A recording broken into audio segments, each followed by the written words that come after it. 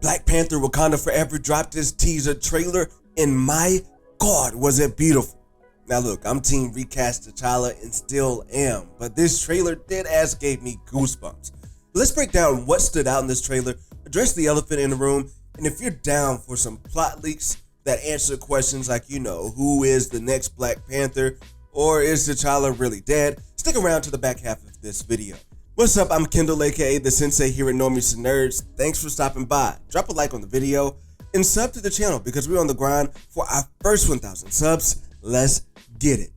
Because Wakanda Forever's teaser trailer gave us the first look at what direction the franchise is going in after the loss of Chadwick Boseman. Now, we've heard Kevin Feige say before that he will not be recasting the character of T'Challa, but seeing how that decision is handled and getting a feel for how they will be moving forward is huge. And first impressions are everything, so this trailer really had a lot of weight on his shoulders. And to be real, this trailer's first impression killed it for me, bro. Like, let's talk about the positives before I get into the deeper parts of this franchise and the decisions that is being made around the T'Challa character. First off the rip, the music was the perfect choice. Having No Woman No Cry blending in with We Gon' Be Alright help uplift this trailer in the vibe of it. It's almost like saying that, yeah, it's Marvel's decision to make T'Challa's character arc follow Chadwick Boseman's tragic loss. But as a culture, let's celebrate Chadwick's legacy. Let's celebrate T'Challa's legacy with this one movie. Because be whatever side of the fence you're on when it comes to recast T'Challa and the decisions that Marvel is making, you have to acknowledge that this is what we're getting with this one movie. Alright, but now that's out the way, let's get sweaty. First, when it comes to that, I want to talk about Namor and the Atlanteans because they popped off the screen. I wasn't expecting to see that much in the trailer, so we got to knock them out first. Now, we've heard about the story change with Namor's background and story, really making it to be more of the Mayan culture-centered thing instead of going to the more Greece and Roman type of story that the Atlantis story is usually telling, right? But here, it actually looks really good to be set in that type of culture, and to have these cultures blending together, I think would be very beautiful to see on screen. And it also adds a bit of nuance to it as well to Namor, to see how they will tie this in with what happened in world history. Kind of similar to what you see with Wakanda and how Wakanda kind of shielded itself out of world history. I'm curious to see if there'll be any deeper connection to MCU world history even more as to what happens with the Mayans and goes down there. But bro, everything about the Mayans so far looks dope. Seeing Namor is absolutely brilliant. The way that they introduce him being born and taking him through the stages of where he builds up his nation. But all in all, everything about Atlantis, everything about Namor, the mutant aspect of what we could be getting out of there has me hyped to see what they will be bringing when it comes to expanding the MCU and expanding that part of the world in the MCU in this movie. But for real, if you want to ask me what really sold me on the trailer, I can't tell you anything more, but just the straight vibe of it, bruh. The first half was somber and a remembrance, and it was done so perfectly. It really started putting tears in my eyes, and I didn't want the tears to fall, but I accepted it because I knew what we were going through here. And then to transform to war mode that, bro. Damn, I was ready to fight some Atlanteans my damn self. But honestly, the cinematography, the action shots that we all got looked to be a bit of a step up from the previous movie, to be honest. And just experiencing this 2-minute trailer here, really reminded me of the fun I had immersing myself in Wakanda during the first Black Panther movie. And also real quick too, I gotta touch on Riri Williams because bruh, she looked dope in this trailer too. I'm excited to see how she comes about, to see her origin get started in Wakanda. We see her banging away at the hammer, invoking memories of Tony Stark working on his Mark I suit. Bro, it's all in on Ironheart, and I can't wait to see what she does on screen. But now that's out the way, there are a few things that I just gotta touch on that aren't really sitting all the way right with me, bruh. And first off, from watching this trailer, you can tell that this movie is gonna be missing something, and that something is T'Challa. Without that strong lead character, we're gonna be missing something from this film. And I feel really Marvel was aware of that too by having Angela Bassett take over the dialogue with that moving speech, which was absolutely brilliant. But to be honest here, we could tell that it's going to be missing, and I've kind of come to grips with it like this. I'm team recast T'Challa. I really would have liked for T'Challa to possibly just been recast in this movie and to put him in at this point, with how much time has been passed. with my relationship that I have with Chadwick Boseman, like, which is really just from a fan standpoint. Like, bruh, I cried when he died. I cried when I watched this trailer. But at the end of the day, I would like to see a new T'Challa step into the role here. But I'm also realistic and rational in understanding that that is honestly probably not what the cast and what the director really wanted to be real. Like, even if it's what Feige might have wanted to recast and move forward with business, to look at your director and to look at the cast and to understand the impact that this cast had on the whole entire world, that Chadwick Boseman had on the whole entire world in playing this role, they ought to honor the wishes of this cast and what they want to do.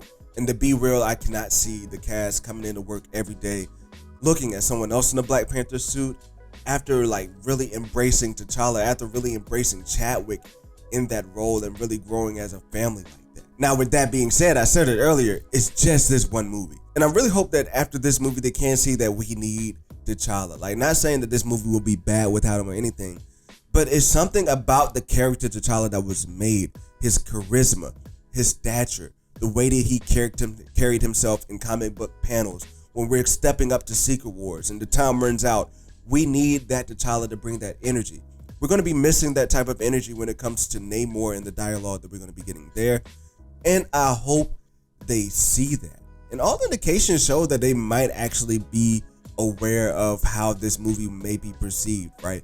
Because if you look at a couple of things, I already mentioned one, how Angela Bassett was taking over the dialogue role. But two, also like Shuri, who's supposed to be stepping up in this, right? Who we're expecting to be taken over as Black Panther. A lot of people are, at least. She really didn't speak in this trailer. She had a couple of shots in her face in this trailer, but would you really say that she was the dominant, overwhelming, prevailing force in this trailer? Some would say yeah, but not as much as I would think, right? It's really more about Wakanda. And even down to the end screen, that showed more of it. Wakanda Forever in the big letters, and you got Black Panther in the small letters.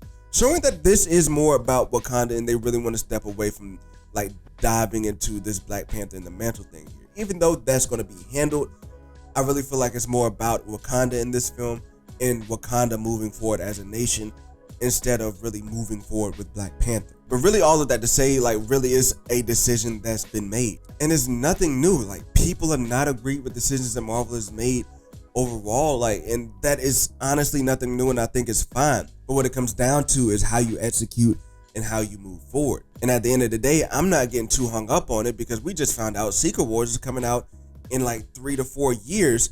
So let's be real and understand here that Secret Wars comes out and more than likely everything is getting rebooted, or a soft reboot, if you will. So it's important to note that this is likely the last Black Panther movie that we'll see in the universe as we know it until things get a soft reboot in Secret Wars. The last thing I'll say on this, and to kind of give people hope, is that never forget that Ryan Coogler is at the helm.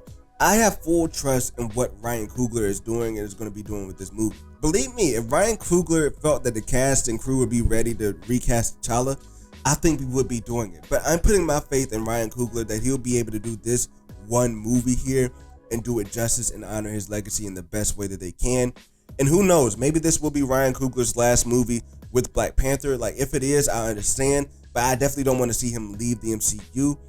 But if that's what it has to take for us to get T'Challa back, that's fine with me. But I just don't want to lose Ryan Coogler. Now, this is where you want to hop off the bus if you don't want any spoilers from the plot lead. I'm talking things like who's Black Panther moving forward, who's ruling over the nation of Wakanda. Is T'Challa really dead? Look, if you don't want to answer any of those quite yet, get on out of here, but hit that sub button before you leave. If you do, let's get back into it. Now look, before I start talking about the leaks, I am going to say this. Like, I just did all of that talking about what Ryan Coogler is going to be doing with this movie, how I trust what he's doing, about what T'Challa, their decision to not recast T'Challa and all of that. All that being said, this leak is probably the best that they could have done with this movie other than recasting T'Challa. Like, I'm not going to go over the full entire leaks, but let me know in the comment section if you do, and I definitely will drop a video in the next couple of days about the whole entire leaks. But I'm going to be just addressing 3 points that I mentioned earlier from the leaks. And like I said, to me, this is the best scenario that we have moving forward as a whole when looking at the leaks if we're not recasting T'Challa. But let's move forward with it. So to answer those points, it pretty much lays out this. And again, I'm leaving out a huge bulk of the leaks. One part says, look, Shuri makes a synthetic heart-shaped herb and becomes the Black Panther, earning the power of the Black Panther. It goes on to say that Shuri ends the movie as the Black Panther and that M'Baku ends as the King of Wakanda. And to be honest, what more can we expect? Like again, part of me was hoping that like a T'Challa would come out of a multiversal portal or something at the end of this movie, but I know that is overreaching. Now, to be real, like I'm not really that hype about the synthetic herb thing going down, about her making the heart-shaped herb. I'd rather it be much more hard-earned by maybe appealing to Bast, like really going down that storyline and digging into that storyline of her mocking tradition, right? That storyline of her reluctantly praying over T'Challa when he was on his deathbed in the first Black Panther, to now calling on Bast, being viewed worthy as from Bast to be granted the heart-shaped herb, much like Bashinga was. That's a much better storyline for them to go down. So that part about the synthetic herb is really the one part that I hate about the leaks the most. Now here's where in the plot leaks where a door is left open for T'Challa to come back in. Because it says when Shuri becomes a Black Panther and takes a heart-shaped herb, she gets access to the ancestral plane and expects to see T'Challa. Instead, she sees Michael B. Jordan's Killmonger. Like, bro, where the hell is T'Challa if he's not in there, right? And look, this could either be a huge plot hole or be a huge payoff to get T'Challa back. The thing is, we just won't know in this movie. But look, this is one of my longer videos, but I'm just absolutely hype about this. Look, we got so many more videos to come this week.